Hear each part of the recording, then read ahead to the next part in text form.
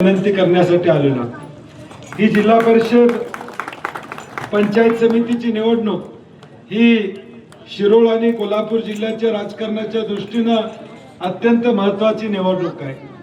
ज्या कर्तृत्ववान नेत्यांनी या शिरोळ तालुक्यामध्ये काँग्रेस जीवन ठेवण्याचं काम केलं, स्वर्गीय सारे पाटील साहेबांच्या माध्यमातून या तालुक्यातली काँग्रेस जिवंत राहिली. आदरणीय स्वर्गीय यादव साहेबांच्या माध्यमातून तालुक्यामध्ये काँग्रेस जिवंत राहिली. आज तो काँग्रेसचा वारसा पुढे घेऊन जाण्याचा प्रयत्न तुम्हा सर्वांना या ठिकाणी करायचा. कारण की गेल्या 50-60 वर्षामध्ये काँग्रेसच्या माध्यमातून खऱ्या अर्थानं विकासाचं चक्र, विकासाचं पर्व लोकांनी अनुभवलं. म्हणून आज जो काय पाया या ठिकाणी आहे, त्या पाया हा काँग्रेसच्या माध्यमातून या राज्यामध्ये, या देशामध्ये झालेला आपण त्या ठिकाणी पाहतो. ज्या डॉक्टर बाबासाहेब आंबेडकरांनी आपल्या देशाला घटना दिली, घटना देत असताना झोपडपट्टीत राहणाऱ्या माणसाला सुद्धा एकच मताचा अधिकार आणि अब्जाधीश असणाऱ्या माणसाला सुद्धा एकच मताचा अधिकार देण्याची भूमिका डॉक्टर बाबासाहेब आंबेडकरांनी स्वीकारली. सर्व धर्म समभावाची भूमिका काँग्रेस पक्षाने त्या ठिकाणी स्वीकारली. कन्याकुमारी टू काश्मीर हा देश एक आहे. या देशातली माणसं, सगळ्या जाती धर्माची माणसं एका पंखाखाली, एका छत्रीखाली एकत्रित आहेत. हा संदेश काँग्रेसनं आजपर्यंत सातत्यानं त्या ठिकाणी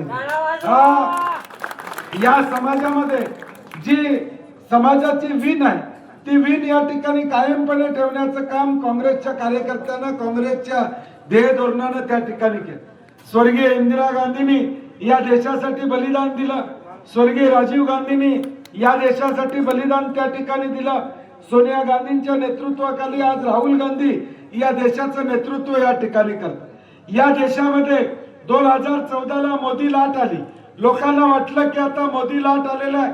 लोकांनाही वाटलं प्रयोग करावा, प्रयोग केला. काँग्रेसला थोडं पाठीमागे राहायला लागलं. 2019ला पण पाठीमागे राहायला लागलं. परंतु त्यानंतर राहुल गांधी सारख्या नेतृत्वानं त्या ठिकाणी कन्याकुमारी टू काश्मीर अशी भारत जोडो यात्रा काढली. 4000 किलोमीटर हा नेता चालत या ठिकाणी आला. आज आम्ही दिवसभर प्रचार करतोय तर आम्ही थकल्यासारखं होतोय, परंतु हा नेता 4000 किलोमीटर कन्याकुमारी टू काश्मीर चालत गेला. तो काँग्रेस पक्षाचा झेंडा घेऊन चालत गेला नाही. तो काँग्रेस पक्षाचा हाताचा झेंडा घेऊन चालत गेला नाही. ज्या पक्षाच्या तो पक्षाच्या वाढीसाठी या ठिकाणी करण्यापेक्षा हा देश एकसंघ राहिला पाहिजे, ही भूमिका राहुल गांधींनी प्रामुख्याने या ठिकाणी रस्त्याने चालत जात असताना हजारो लोक त्यांच्याकडे भेटत होते, त्यांना त्यांच्या अडचणी सांगत होते. आणि हा देश किती विविध जाती धर्माने या ठिकाणी नटलेला आहे याची कल्पना त्या ठिकाणी मिळत होती. आणि हे सगळं मी का सांगतोय, कारण की भारत ज्यावेळी स्वतंत्र झाला त्यावेळी या देशामध्ये आपण सगळ्यांनी गुण्यागोविंदाने एकत्रित राहायचं, ही भूमिका आपण स्वीकारली. परंतु 2014 नंतर काय झालं, 2019 मध्ये काय होतंय, 2024च्या निवडणुकीमध्ये कशा पद्धतीने देशाचे पंतप्रधान बोलतात, हे देशाच्या दृष्टीने वाईट आहे. देशाचा पंतप्रधान हा पदावर या ठिकाणी असतो, त्यांनी सगळ्यांना घेऊन जाण्याची भूमिका त्या ठिकाणी घेतली पाहिजे. परंतु लोकसभेची भाषणं आम्ही काय ऐकली, नळ चोरीला जाईल, म्हस चोरीला जाईल, हे आमची भाषणं आम्ही ऐकायला त्या ठिकाणी मिळाली. आणि म्हणून देशातलं वातावरण बिघडवणं या ठिकाणी चांगलं राहण्यापेक्षा बिघडवण्याचा प्रयत्न झाला. आणि म्हणून आता या समाजामध्ये तुमची आमची जबाबदारी. आज या समाजामध्ये आपण अनेक वर्ष राहतो. दिवाळी आपण एकत्र करतो, दसरा आपण एकत्र करतो, ईद आपण साजरी करतो, आंबेडकर जयंती करतो, शिवजयंती करतो, शाहू जयंती करतो, अण्णाभाऊ साठेंची जयंती करतो, महात्मा फुलेंची जयंती करतो, महावीरांना मानतो, बसवेश्वर जयंती आपण या ठिकाणी करतो. तू कुठल्या समाजाचा, मी कुठल्या समाजाचा हा विचार आपण करत नाही. मैत्रीत या ठिकाणी आपण या सगळ्या गोष्टी करत असतो. हा आपला इतिहास. आज सुद्धा इथं खुर्च्या मांडल्या होत्या. मी आलो त्यावेळी एकाही खुर्चीवर माणूस नव्हता. आमच्या भगिनी 8-10 इथं बसल्या होत्या. ज्यावेळी तुम्ही आला आणि प्रत्येक जण खुर्चीवर बसला, त्यावेळी माझ्या शेजारी कुठल्या जातीचा माणूस आहे बघून तुम्ही खुर्चीवर बसला नाही. हे संस्कार आपल्याला आजपर्यंत या ठिकाणी दिले. कुठल्या धर्माचा माणूस शेजारी आहे हा विचार आम्ही कधी या ठिकाणी केला नाही. गुण्या गोविंदाने राहणारा समाज या देशामध्ये काँग्रेस पक्षानं निर्माण करण्याचं काम केलं. मी नेहमी सांगतो, आज एखाद्याच्या घरामध्ये पाहुणा आला, 2 लिंबू कमी असेल तर आमची घरातली बहीण शेजारी मागच्या दारानं जाते, खिडकीतनं दुसऱ्या बहिणीकडनं 2 लिंबू मागते आणि सांगते उद्या देते. ती कुठल्या जातीची आहे, धर्माची आहे याचा विचार त्यावेळी या ठिकाणी होतो. एखादी वाटी साखर पाहिजे असेल तरी ती जाऊन साखर घेऊन येते. त्यावेळी जात आणि धर्म कधी अडवा येत नाही. रक्तदान केलं तर रक्त आमचं कुणाला जाणार आहे याचा विचार रक्तदाता करत नाही. हे संस्कार आमचे या ठिकाणी शाहू फुले आंबेडकरांचे संस्कार आहेत आणि हे संस्कार जपायचे असतील तर उद्याच्या भविष्यकाळात आमचं पॅनेल निवडून येणं ही उद्याच्या भविष्यकाळात काळाची गरज या ठिकाणी असणार. समाजामध्ये शांतता असणं, एकमेकाबद्दल बंधुभाव निर्माण करणं ही भूमिका काँग्रेस पक्षाने या ठिकाणी घेतली. आज या तालुक्यामध्ये गणपतराव दादा असतील, राजू शेट्टी असतील, ही सगळी मंडळी ताकदीनं या निवडणुकीमध्ये या ठिकाणी उतरले. माझ्यासारखा कार्यकर्ता त्यांना पाठबळ देतोय, सहकार्य या ठिकाणी करतोय. कारण की या जिल्ह्यामध्ये एक वेगळं वातावरण आहे. या जिल्ह्यामध्ये आता एका बाजूला सगळे आमदार, मंत्री, संत्री, पेरू, चिक्कू, आंबा सगळे एका बाजूला आहेत. आम्ही मात्र राजू शेट्टी, गणपतराव दादा, आम्ही सगळी झुणका भाकरीवाली इकडे, आम्ही साधी माणसं इकडे आहे, आम्ही पिठलं भाकरीवाली या ठिकाणी इकडे आहे. आम्ही लोकांची सेवा करणारी माणसं एका बाजूला आहे आणि एका बाजूला सगळे श्रीमंत माणसं, सगळी सत्तेत धुंद असणारी माणसं या ठिकाणी. आपण बघितलं असेल कोल्हापूर महापालिकेमध्ये देखील या ठिकाणी निवडणुकीला मुख्यमंत्री आले, उपमुख्यमंत्री आले, मंत्री तर ठाम माणूस होते. 10 आमदार जिल्ह्यातले तिथं त्या ठिकाणी काम करत होते.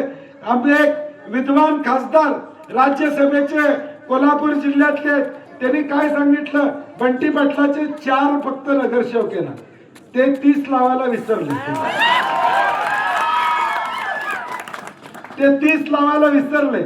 पायाला भिंगरी लावून एका बाजूला ही सगळी माणसं होती, परंतु एकटा बंटी पाटलानं यांना घाम आण फोडला. हे महापालिकेमध्ये आपण बघितलं. एकट्यानं या ठिकाणी घाम फोडायचं काम त्यांना या ठिकाणी केलं. हे कुणाच्या जीवावर?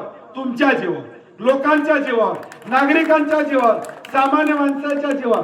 बंटी पाटील आज जो काय मोठा आहे तो पद, पैसा, प्रतिष्ठामुळे मोठा नाही, तुमच्यासारख्या माणसामुळे आज बंटी पाटील मोठा आहे. हे मला अभिमानाने या ठिकाणी सांगावं लागेल. आज जी काही ताकद माझी या जिल्ह्यामध्ये आहे ती सामान्य माणसांची ताकद या ठिकाणी तुमची माझ्या पाठीमागे या ठिकाणी. तुम्ही पाठीमागे आहात म्हणून आम्ही जिवंत आहोत. एक लढाई करायला आम्हाला ताकद मिळते, एक संघर्ष करायला आम्हाला बळ मिळते. ते तुमच्या सामान्य माणसाच्या जोरावर आम्ही संघर्ष आणि ताकदीनं या ठिकाणी संघर्ष करतोय. आणि म्हणून माझी लोकांना विनंती आहे, या सगळ्या वादळामध्ये दिवा लावण्याची तयारी माझ्यासारख्या कार्यकर्त्याची आहे. फक्त तुम्ही माझ्यावर लावा, वादळात सुद्धा दिवा बंटी पाटील लावेल हा शब्द मी आलासकरांना या ठिकाणी देतो. आपल्याला शब्द देतो, आपण काळजी करू नका. आमचे 3 उमेदवार निवडून देण्याची भूमिका या ठिकाणी ठेवा.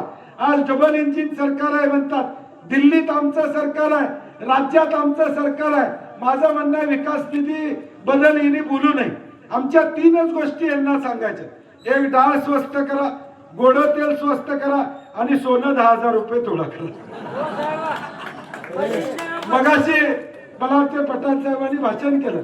डोरलं घ्यायचं असेल, मंगळसूत्र घ्यायचं असेल, एखाद्याच्या घरात आज लग्न असेल तर आता त्या घरातला पालक काय म्हणतोय, आई वडील काय म्हणतात, तुला 1 तोळा 2 तोळा सोनं दागिना घालतो, लग्न रजिस्टर करजा, जेवण आणि मांडवाचा खर्च नाही. म्हणजे अशी अवस्था आज सामान्य माणसांची डबल इंजिनच्या काळात झाले ना. मग ते म्हणतात आमचं डबल इंजिन आहे, तुम्हाला विकास निधी देतो, तुम्हाला अमकं करतो, हे करतो. तुमच्या मतदारसंघाला मी शब्द देतो, हे ती काय मी सांगू द्या, बंटी पाटील एकटा बास आहे, निधी द्यायला तुम्ही काळजी करू. हे डबल इंजिन, ट्रिपल इंजिन सगळा अनुभव घेतलेला आहे आम्ही. ह्यांचं इंजिन कवा बंद पडेल सांगता येत नाही. ह्यांच्या इंजिन मध्ये पेट्रोल 100 रुपयाचं घालायला लागतंय ते त्यांना माहित नाही आहे. त्यामुळे हे डबल इंजिन वगैरे सगळं बोगस आहे. ते म्हणतात आता की आमचं सरकार आहे, आमची सत्ता आहे. मग वर्षभराच्या काळामध्ये आलासमध्ये काही निधी आलाय का? 25 कोटी आलेत, 50 कोटी आलेत, मग आपल्याला मान्य आहे की डबल इंजिनचे पैसे आले. हे सगळं खोटं आहे, थोटांड आहे. या सगळ्यांचं फसवायचं काम उद्याच्या भविष्यकाळात या लोकांचं या ठिकाणी असणार आहे. आणि म्हणून या फसवेगिरीला, या बनवेगिरीला आपण या ठिकाणी बनून चालणार नाही. आपली जबाबदारी असणार आहे की उद्याच्या 7 तारखेला आपण विचारपूर्वक मतदान केलं. मतदान करताना एकच विचार करा, डाळीचे दर काय, गोड तेलाचे दर काय, सिलेंडरचा दर काय, पेट्रोलचा दर काय, सोन्याचा दर काय, रोजगार आमच्या पोराला या ठिकाणी मिळाला का? आज महाराष्ट्र राज्यामध्ये भाजपचं सरकार आहे, शिवसेनेचं सरकार आहे, कायद्याचं राज्य या महाराष्ट्र सरकारमध्ये आहे का हो? बदलापूरमध्ये एका 4 वर्षाच्या मुलीवर अत्याचार एक नराधम करतो. या महाराष्ट्रामध्ये, ज्या महाराष्ट्रामध्ये भाजप आणि शिवसेनेची सत्ता आहे, तिथं आमची 4 वर्षाची मुलगी सुद्धा या ठिकाणी मुक्तपणे फिरू शकत नाही. हे वास्तव या महाराष्ट्रातलं आहे. 4 वर्षाची मुलगी जरी सेफ नसेल तर मग तुम्ही कुणासाठी या ठिकाणी महाराष्ट्र सेफ ठेवणार? कुणापासून या ठिकाणी महाराष्ट्र सेफ ठेवताय? आज या राज्यातल्या 4 वर्षाच्या मुलीला, आई वडिलांना भीती वाटते की माझ्या मुलीला घरातनं बाहेर सोडल्यानंतर एखादा नराधम तिला पकडणार नाही का? ही शंका आज आई वडिलांना निर्माण होते. मग तुमचा कायदा आणि सुव्यवस्था कुठं आहे? तुमचं या ठिकाणी गुन्ह्या गोविंदाचं राज्य या ठिकाणी कुठं आहे? भाजपचं राज्य आजचे दिन कुठं आहेत? आजचे दिन फक्त यांच्यासाठी आहेत, लोकांसाठी आजचे दिन नाही आहेत. आमचे अश्रू पुसायसाठी मंडळी कधी येत नाहीत. आमच्या धुई करण्यासाठी मात्र भाजपची मंडळी सातत्याने या ठिकाणी येतात. आणि म्हणून माझी आपल्याला विनंती आहे, ही संघर्षाची लढाई आहे. एका बाजूला सत्याची लढाई आम्ही राजू शेट्टी आणि गणपतराव दादा लढतोय, दुसऱ्या बाजूला लबाडांची टोळी या ठिकाणी उभारलेली आहे. लबाडांच्या टोळीकडे सगळी शस्त्र आहेत, आमच्याकडे आहे ते सत्याचं शस्त्र आहे, आमच्याकडे आहे ते तुमचा उद्या भविष्य काळात विकासाचं शस्त्र आमच्याकडे आहे, आमच्याकडे आहे ते शांततेचं शस्त्र आहे, आमच्याकडे आहे ते गुन्ह्या गोविंदांना उद्याच्या भविष्य काळात संसार या ठिकाणी झाला पाहिजे, ही आमची भूमिका असणार आहे. दुसऱ्या बाजूला त्यांच्याकडे या भूमिका या ठिकाणी नाही आहे. आणि म्हणून माझी लोकांना विनंती आहे की आता आपण निर्णय घेतला पाहिजे. एका बाजूला महागाईने आम्ही त्रस्त असेल, बेरोजगार तरुण या ठिकाणी दारोदारी फिरत असेल तर याला जबाबदार कोण? याला जबाबदार विद्यमान सरकार आहे. ही भूमिका आपल्याला घ्यावी लागेल. आणि येणाऱ्या 7 तारखेला आमच्या आय पटेल साहेब असतील, अजित दानोळे असतील किंवा आमच्या मानकापुरे वहिनी असतील, हे तिन्ही उमेदवार सक्षम आहेत. कोण काय सांगते याचा विचार आपण या ठिकाणी करू नका. आय पटेल साहेब कुठे आहेत? तुम्ही काळजी करू नका. कुठं कुणी फंड मागितला तर बंटी पाटील तुमच्या पाठीमागे, तुम्ही काळजी करू नका. तुम्ही कोण काही सांगू दे, त्यांना एवढंच विचारा की मग वर्षभरात तुम्ही का दिवे लावले नाहीतो? आता तुम्ही माप सांगशीला, अमकं देतो तमकं देतो, मग वर्षभरात तुमचे काय हात बांधून ठेवले होते का? वर्षभर तुमची सत्ता आहे, तुम्ही करायची होती कामं आणि मतं मागायची होती, तुम्ही मतं मागू शकला नाही कारण की तुम्ही काही कामं केलेली नाही. आणि म्हणून माझी तुम्हा लोकांना विनंती आहे, काळजी करू नका फंड बिंडची. मी विरोधी पक्षात असलो तरी सत्ताधारी आमदाराचं चालत नाही एवढं माझं चालतंय. काळजी करू. माझा विरोधी पक्षाचा आमदार बोलाय उठला की पुढच्या मंत्र्याला देखील ऐकावं लागतं, कारण की त्याला माहित आहे की या ठिकाणी काय आम्ही करणार आणि काय बोलणार आहे. मी परवा एका कार्यकर्त्याला, भाजपच्या कार्यकर्त्याला सांगितलं बसा, मी म्हणलं तू म्हणलं चॅलेंज द्यायचं, एकच काम घेऊन यायचं, तू काम तुझ्या आमदाराकडनं फोन करायचा आणि मी फोन करायचा, अधिकारी कुणाचा ऐकतोय बघायचं, लागल ती पैस माझा ऐकलं नाही तर तुझ्या ढेंग घालणं जातो. मी म्हणलं बंटी पाटलाने या जिल्ह्यामध्ये एवढी ताकद मिळवलेली आहे की आता माझा फोन गेला तर काम करावं लागेल एवढी ताकद बंटी पाटलाने या ठिकाणी निर्माण केली. आणि ही ताकद माझी नाही आहे, ही ताकद तुमची आहे. आज अधिकारी वर्ग बंटी पाटलाच्या फोनला किंमत देतो, ते तुम्ही माझ्या पाठीमागे आहे म्हणून किंमत देतो.